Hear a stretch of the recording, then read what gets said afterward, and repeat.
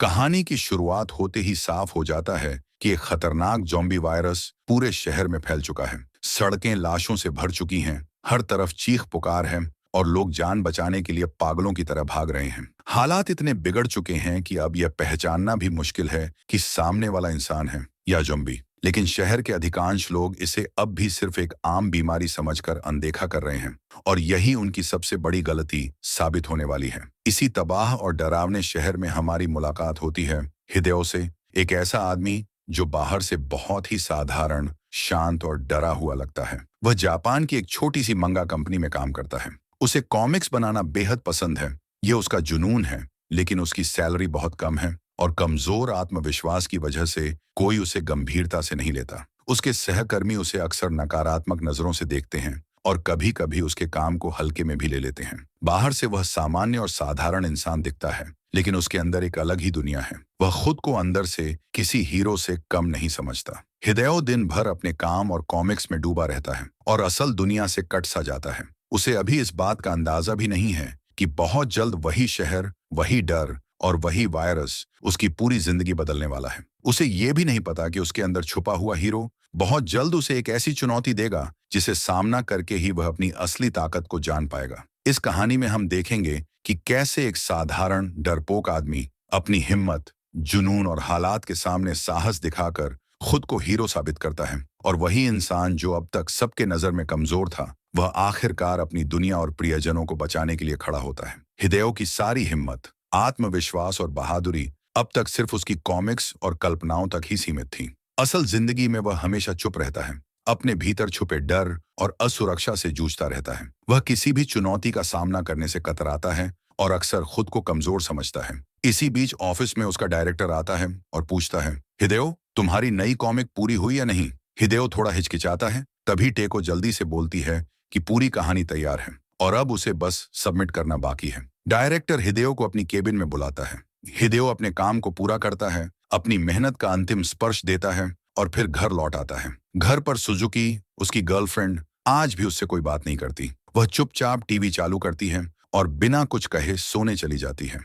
हिदेओ कुछ नहीं कहता और रोज की तरह अकेले खाना खाता है। टीवी पर एक लड़की की आवाज सुनाई देती है, ऐसे इंसान से कभी प्यार मत करो जो सिर्फ अपने काम में डूबा रहता हो, वरना जिंदगी में सब कुछ खो दोगे। सुजुकी जानबूझकर आवाज तेज कर देती है ताकि हिदेओ ये सुन सके। ये शब्द हिदेओ के दिल को चुभ जाते हैं। उसे पहली बार एहसास होता है कि उसकी वजह से सुजुकी कितनी परेशान और दुखी रही है। वह सोच में डूब जाता है। उस रात हिदेओ सो नहीं पाता। वह अपने कमरे में बैठकर कॉमिक्स बनाने लगता है, अपनी पुरानी रचनाओं को देखता है और याद करता है कि कभी उसे बेस्ट कॉमिक आर्टिस्ट का अवार्ड भी मिला था। थोड़ी देर बाद हिदेओ अपना लॉकर खोलता है। वहां रखी हुई शॉटगन और उसका लाइसेंस उसे याद दिलाते हैं कि उसके भीतर छुपा हुआ हीरो अब भी कहीं मौजूद है। हिदेओ बंदूक हाथ में लेकर शीशे के सामने खड़ा होता है और खुद को हीरो साबित करने की कोशिश करता है। वह खुद से बात करता है, तू ठीक से कमा भी नहीं पा रहा और अब मुझे चैन से सोने भी नहीं देगा। फिर वह खुद को समझाने लगता है, पहले मेरी पहली कॉमिक छपने दे, फिर देखना पैसे अपने आप आएंगे, सब ठीक हो जाएगा। मैं सुजुकी का अच्छे से ख्याल रखूंगा, बस थोड़ा सा समय दे। हिदेओ खुद को दिलासा देता है, लेकिन उसके मन में हल्की डर और अनिश्चितता बनी रहती है। उसे यह नहीं पता कि बहुत जल्द उसकी पूरी जिंदगी बदलने वाली है।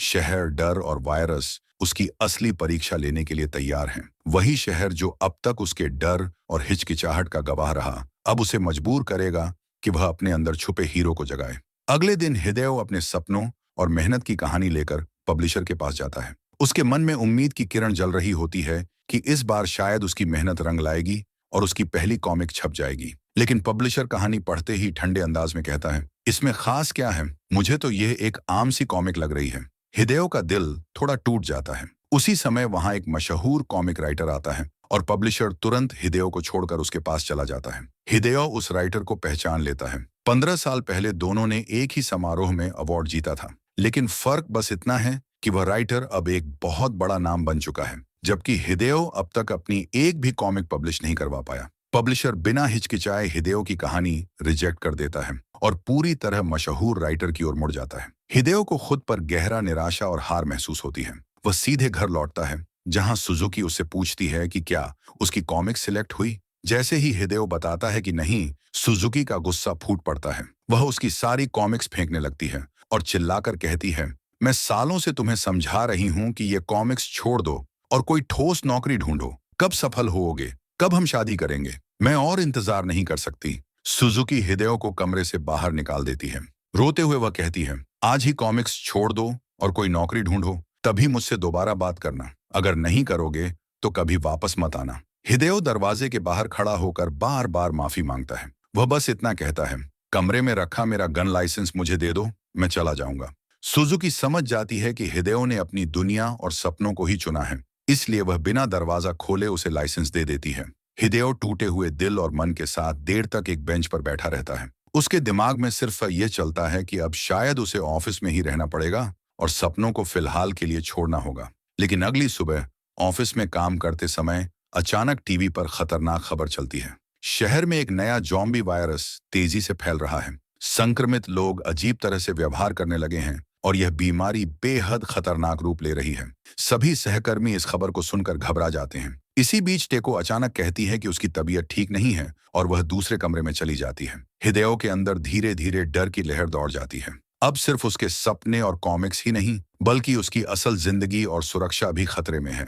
थोड़ी देर बाद ऑफिस में एक साथी घबराते हुए बताता है कि टेको करीब 2 घंटे तक डायरेक्टर के कमरे में रही थी। जैसे ही वह बाहर आई, उसका व्यवहार बिल्कुल अजीब और डरावना था। उसके शरीर पर काटने के निशान साफ दिखाई दे रहे थे। सभी सहकर्मी एक दूसरे को देखकर हैरान हैं। सोचते हैं कि जिस डायरेक्टर की अपनी एक अच्छी और खुशहाल फैमिली है, वह ऐसा टेको के साथ कैसे कर सकता है। इसी बीच डायरेक्टर खुद वहां आता है और कहता है कि उसकी तबीयत ठीक नहीं है और वह दवाई ले रहा है। लेकिन हिदेओ और बाकी लोग धीरे धीरे देखते हैं कि उसकी आंखें लाल होने लगी हैं और माहौल और भी डरावना हो जाता है। दूसरी तरफ हिदेओ कॉमिक्स बनाते बनाते सो गया होता है। तभी उसका फोन बजता है। सुजुकी कॉल कर रही होती है। हिदेओ खुश होकर बाहर जाकर बात करता है ताकि ऑफिस में किसी को परेशानी न हो। बाहर देखता है कि कई हेलीकॉप्टर एक ही दिशा में उड़ रहे हैं। उसके मन में शक पैदा होता है कि शायद वायरस फिर से तेजी से फैलने लगा है। फोन पर सुजुकी रोते हुए माफी मांगती है। वह कहती है कि गुस्से में उसने बहुत कुछ कह दिया था, जबकि उसे हिदेओ के सपनों का साथ देना चाहिए था।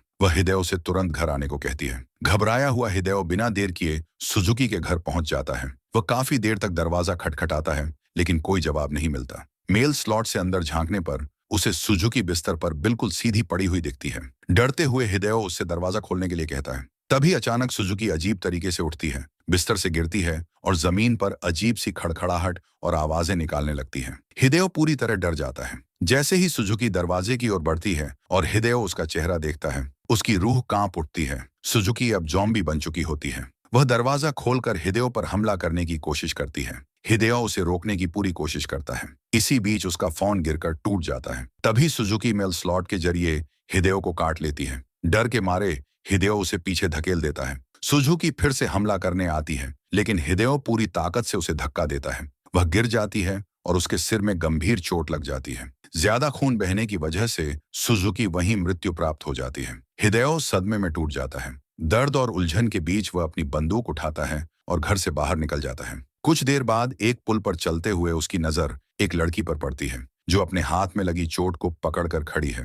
हिदेओ के मन में अब डर, गुस्सा और जिम्मेदारी सब एक साथ उभर आता है। वह समझता है कि अब सिर्फ उसके सपनों की नहीं, बल्कि असल जिंदगी और दूसरों की जान बचाने की परीक्षा शुरू हो चुकी है।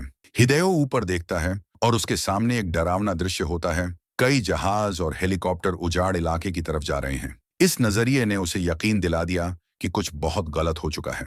बिना देर किए वह तुरंत अपने ऑफिस लौट आता है। वहां टीवी पर खबरें लगातार यही बता रही होती हैं कि ज़ॉम्बी वायरस तेजी से फैल रहा है। जो लोग संक्रमित हो चुके हैं, वे अब ज़ॉम्बी बनकर निर्दयता से दूसरों पर हमला कर रहे हैं। सरकार सभी स्वस्थ लोगों से अपील करती है कि सुरक्षित जगहों पर रहें।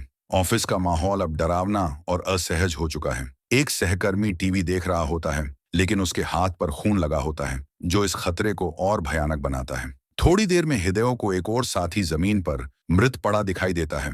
तभी डायरेक्टर सामने आता है, लेकिन उसके शरीर में चाकू लगा होता है और उसकी आंखों में कुछ अजीब चमक होती है। अचानक सा नाम का एक साहसी सहकर्मी डायरेक्टर के सिर पर हमला कर देता है, लेकिन डायरेक्टर उठ खड़ा होता है। सा बार बार डायरेक्टर के सिर पर वार करता है और समझाता है कि खबरों में कहा गया है, ज़ॉम्बी को मारने का एक ही तरीका है, उसका दिमाग नष्ट करना। आखिरकार सा डायरेक्टर को खत्म कर देता है और हिदेओ की सुरक्षा के लिए उसे एक बैट थमा देता है। हिदेयो हैरान होकर पूछता है कि सा इतना बेरहमी से कैसे मार सकता है। सा शांत होकर जवाब देता है, उन्होंने पहले मुझे मारने की कोशिश की थी। इंसान अपनी जान बचाने के लिए क्या क्या नहीं कर सकता। इसी बीच हिदेयो को अपने हाथ पर सुजुकी के काटने का निशान दिखाई देता है, लेकिन राहत की बात यह होती है कि सुजुकी के दांत पहले ही दरवाजे से टूट चुके थे, इसलिए घाव गहरा नहीं था। फिर हिदेयो देखता है कि सा के पैर पर काटने का निशान है और वह धीरे धीरे जॉम्बी बनने लगा है। अपनी बुरी किस्मत को समझते हुए सा खुद को मार लेता है ताकि वह पूरी तरह संक्रमित न हो। डरे हुए हिदेयो की नजर फिर टेको पर पड़ती है, जो अब पूरी तरह जॉम्बी बन चुकी होती है। वह हिदेयो पर हमला करती है, लेकिन हिदेयो किसी तरह बचकर सड़क की तरफ भाग जाता है। शहर अब पूरी तरह तबाही में डूब चुका है। लोग या तो एक दूसरे पर हमला कर रहे हैं या जान बचाकर भाग रहे हैं। सड़क पर इतनी भीड़ है कि इंसान और जॉम्बी में फर्क करना मुश्किल हो जाता है। हिदेयो मदद के लिए एक पुलिस वाले की तरफ दौड़ता है, लेकिन वह भी जॉम्बी निकलता है। जॉम्बी उस पर हमला करता है, मगर तभी एक कार टकराती है और हिदेयो मुश्किल से बच जाता है। भागते भागते हिदेयो की नजर एक टैक्सी पर पड़ती है, जिसमें ड्राइवर आराम से बैठा होता है। ये टैक्सी हिदेयो के लिए शायद एक नई उम्मीद और बचाव की दिशा बन सकती है। हिदेयो टैक्सी में बैठे ड्राइवर को जगाता है। तभी अचानक एक स्टूडेंट लड़की हिरोमी डर के मारे हिदेयो के पीछे छिप जाती है, क्योंकि पास ही एक जॉम्बी घूम रहा होता है। एक पल के लिए हिदेयो अपने दिमाग में खुद को जॉम्बी मारते हुए सोचता है, लेकिन यह सिर्फ उसकी कल्पना होती है। तभी सूट पहना हुआ एक आदमी जबरदस्ती टैक्सी में घुस आता है। जान बचाने के लिए हिदेयो और हिरोमी भी टैक्सी में बैठ जाते हैं। अंदर टीवी पर खबरें दिख रही होती हैं कि वायरस तेजी से फैल रहा है और वैज्ञानिक अब तक कोई वैक्सीन नहीं बना पाए हैं। हिदेयो ध्यान देता है कि सूट वाला आदमी बहुत पसीना बहा रहा है और उसके हाथ पर काटने का निशान छिपा हुआ है।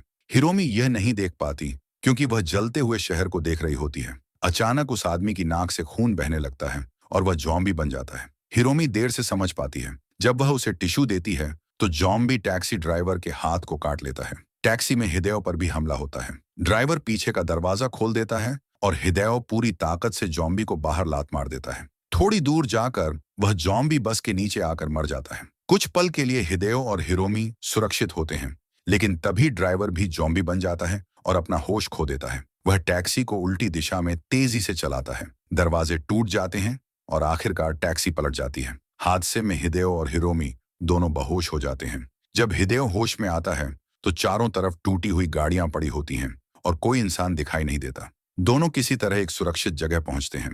हिरोमी अपना फोन चेक करती है, जिसमें सरकार का संदेश आता है कि जो लोग संक्रमित नहीं हैं वे सुरक्षा के लिए माउंट फूजी की तरफ जाएं। तभी उसका फोन बंद हो जाता है। दूर पहाड़ को देखकर दोनों तय करते हैं कि खतरे से बचने के लिए जंगल के रास्ते से चलेंगे। शाम को वे आराम करने के लिए रुकते हैं। हिदेयो अपने पास बची हुई आखिरी ब्रेड का टुकड़ा हिरोमी के साथ बांटता है। दोनों अपना परिचय देते हैं। हिदेयो बताता है कि उसके नाम का मतलब हीरो होता है, लेकिन वह खुद को एक हारा हुआ इंसान मानता है। हिरोमी उसकी बात से सहमत नहीं होती। वह कहती है कि हिस्से में भी उसे बचाने वाला हिदेयो ही असली हीरो है। हिरोमी पूछती है कि हिदेयो अपनी बंदूक का इस्तेमाल क्यों नहीं करता। फिर वह बताती है कि जब भी उसे डर लगता है वह अपनी माँ का गाना आईपैड पर सुनती है। दोनों साथ में वह गाना सुनते हैं और वहीं सो जाते हैं। सुबह हिदेयो की नजर हिरोमी की गर्दन पर एक काटने के निशान पर पड़ती है। डर के मारे वह उस पर बंदूक तान देता है। हिरोमी बताती है कि 3 दिन पहले पड़ोस के एक बच्चे ने उसे काटा था, लेकिन वह अब तक जॉम्बी नहीं बनी। वह कहती है कि अगर हिदेयो अब भी डर रहा है तो वह उसे गोली चला सकता है। हिदेयो को अपनी गलती का एहसास होता है। वह माफी मांगता है और वादा करता है कि वह उसे अकेला नहीं छोड़ेगा और पहाड़ तक ले जाएगा। लेकिन रास्ते में हिरोमी कमजोर पड़ने लगती है। वह हिदेयो से कहती है कि वह आगे चला जाए, क्योंकि अब वह जॉम्बी बनने वाली है। वह अपना आईपैड हिदेयो को दे देती है और पलट जाती है। हिदेयो बंदूक उठाकर भी गोली नहीं चला पाता। डर, दर्द और टूटन के बीच वह वहां से भागने को मजबूर होता है। हिदेयो मदद मांगने के लिए एक आदमी के पास जाता है, लेकिन जैसे ही वह पास पहुंचता है आदमी जॉम्बी बनकर उस पर हमला कर देता है। डर और घबराहट में हिदेयो खुद को बचाने की कोशिश करता है। तभी हिरोमी अचानक सामने आ जाती है और अपनी अद्भुत ताकत से उस जॉम्बी को चीर फाड़ कर हिदेयो की जान बचा लेती है। हिदेयो डर के मारे कांपता है, लेकिन हिरोमी उसे संभालती है। अब हिदेयो समझ जाता है कि हिरोमी अब पूरी तरह इंसान नहीं रही। वह आधी इंसान और आधी जॉम्बी बन चुकी है, लेकिन हिदेयो उसे अकेला छोड़ने वाला नहीं है। दोनों रास्ते में खाने और पानी का इंतजाम करते हैं। हिरोमी कमजोर पड़ने लगती है, इसलिए हिदेयो उसे ट्रॉली में बैठाकर माउंट फूजी के पास बने शॉपिंग मॉल की ओर ले जाता है। मॉल के बाहर चारों तरफ हादसे और जॉम्बी फैले हुए हैं। अंदर जाकर वे गंदे कपड़े बदलते हैं। तभी एक ज़ॉम्बी हमला करता है, लेकिन उसी समय सुगुमी नाम की एक लड़की उसे गोली मारकर बचा देती है। वह एक सर्वाइवल टीम का हिस्सा होती है। हिदेओ हिरोमी की हालत छिपाने के लिए कहता है कि उसे नींद की बीमारी है। टीम के एक सदस्य को पता चलता है कि ज़ॉम्बी सोते नहीं, इसलिए टीम को कोई शक नहीं होता। हिदेओ और हिरोमी को टीम अपनी छत पर बने सुरक्षित बेस में ले जाती है। वहां खाना पानी का इंतजाम ठीक रहता है। टीम का लीडर हिदेओ की बंदूक और शूटिंग स्किल देखकर प्रभावित होता है। एक दुकानदार हिदेओ को स्वागत में घड़ियां गिफ्ट करता है। हिदेओ हिरोमी की आंखों को ढक देता है ताकि उसकी ज़ॉम्बी पहचान छुपाई जा सके। अगले दिन हिदेओ नीचे ज़ॉम्बियों को देखता है। एक घड़ी साज बताता है कि ज़ॉम्बी अपनी पुरानी आदतें दोहराते रहते हैं। कोई कूदता है, कोई दुकान खोलने की कोशिश करता है। लीडर बताता है कि खाना कम हो रहा है, इसलिए बेसमेंट के रास्ते मॉल से सामान लाना होगा। वह हिदेओ को कमजोर समझकर उसकी बंदूक छीनने की कोशिश करता है। इसी बीच एक गैंगस्टर हिरोमी को ले जाने की कोशिश करता है। हिदेओ बंदूक दिखाकर उन्हें रोकता है, लेकिन कोई सुनता नहीं। तभी हिरोमी सभी को धक्का देकर अपनी ज़ॉम्बी आंखें दिखा देती है। लीडर उस पर भाला फेंकता है। हिदेओ डर के मारे गोली नहीं चला पाता और टीम उसकी बंदूक छीनकर हिरोमी को घसीट कर ले जाती है। गैंगस्टर खुद को नया लीडर घोषित कर देता है। बाद में सुगुमी हिदेओ को बताती है कि उसने हिरोमी को बचा लिया और उसका इलाज किया। सुगुमी पहले नर्स थी और वह समझती है कि हिरोमी में जबरदस्त इम्यूनिटी है। शायद उसी के खून से वैक्सीन बनाई जा सकती है।